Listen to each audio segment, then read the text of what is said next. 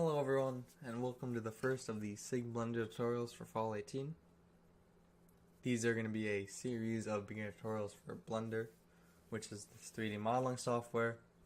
It's free, it's open source, it works on a bunch of stuff, and it takes a huge amount of multimedia and compacts it into one interesting, unique workflow. And I love it. So the first step, obviously, in getting Blender is going to blender.org and downloading Blender. While I make this on this dark and stormy night of July 25th, 2018, it is version 2.79b. I know in October 2.8 is coming out, and I'm very excited for it.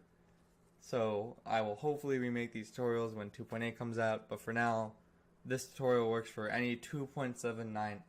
So if you have an old version of Blender installed, Blender should be more or less the same for the 2.7s. It will probably work for these tutorials. So go ahead and download it. It should work on a bunch of stuff. I obviously already have it downloaded, so I'm not going to download it. And here we are in Blender.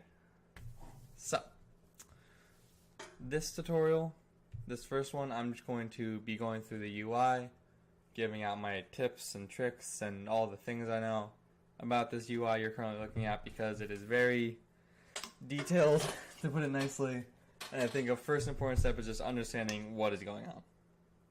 So I'll be describing everything in detail, starting at the top left and going clockwise around the screen. So we start off with the title bar up here. That's the file, that's the render. It's the top thing that's in all software, but this is in Blender. Thus, it is not as important as it is in Word or other things like that, where the title bar does everything. In Blender, you're basically using the title bar to save or to render, and that's it. All the other hotkeys are found sparsed throughout the program, so don't go looking up here for any hotkeys. They'll be somewhere else. Moving to the right, we have the View Preset Selector. Like I said before, Blender uses a bunch of multimedia. It has capabilities to do a whole lot of stuff, as you see here, and these are the UI presets for them. So what we'll mostly be using is default. We won't have to deviate that much, although sometimes we might be using compositing to finish out the after effects of the video, not the video, the photo, and we might be using UV editing, maybe to texture, and we might be using animation maybe to animate. But for the most part, we'll be staying on default. No need to make it too complicated, and we'll be looking at default for the rest of this.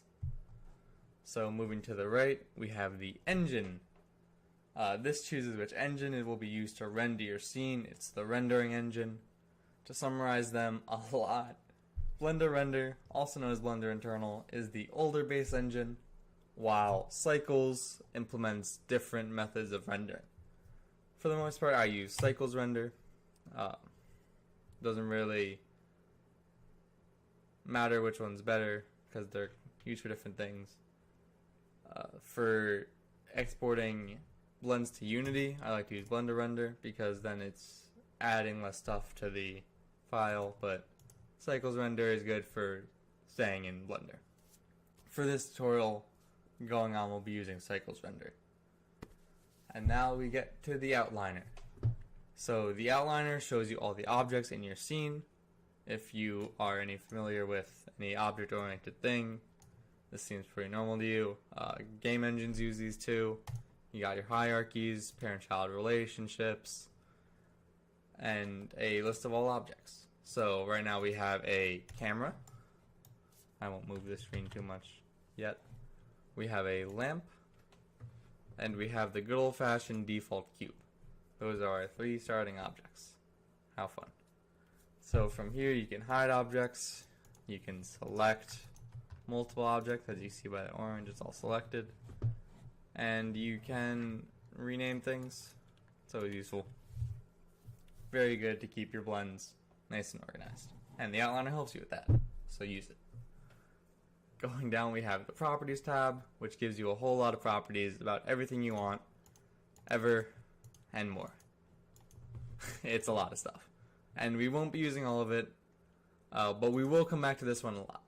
Mainly to change object properties over here. You can change all the stuff about an object. This wrench is modifiers. It's pretty useful. And as you can see when I select different objects, selecting different objects changes the properties tab because you're looking at the properties of that object. So for example, the camera has a little camera tab. A cube doesn't have a camera, no camera tab.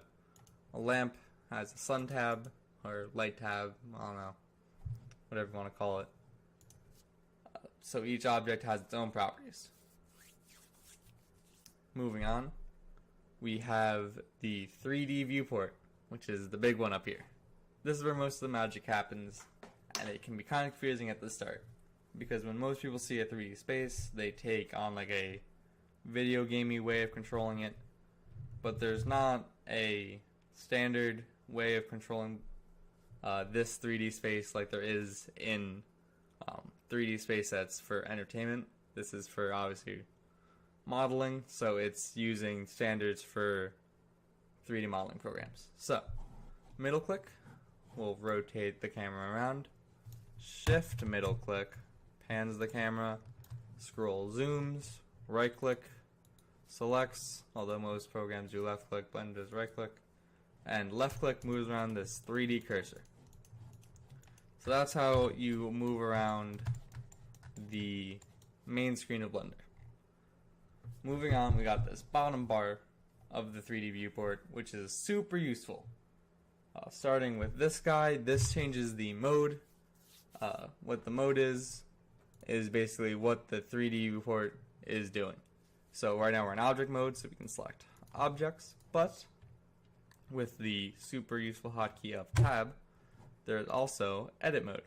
In edit mode, you're affecting the points and the lines and the faces of the objects, specifically the meshes. You can't really go into edit mode with a camera because it's not a mesh, so there's not points and lines and faces. Moving on from the mode, there's also the viewport shading, which is what the shading of the viewport is. How surprising.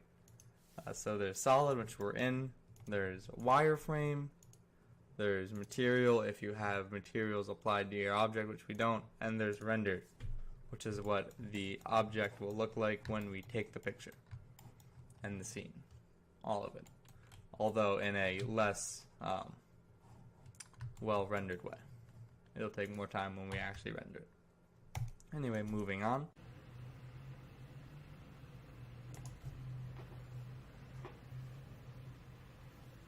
Thank you for watching the first episode of SIG Blender. I'm sorry I had to cut it there in the end. I'm still getting used to this recording setup, but I was basically done covering everything.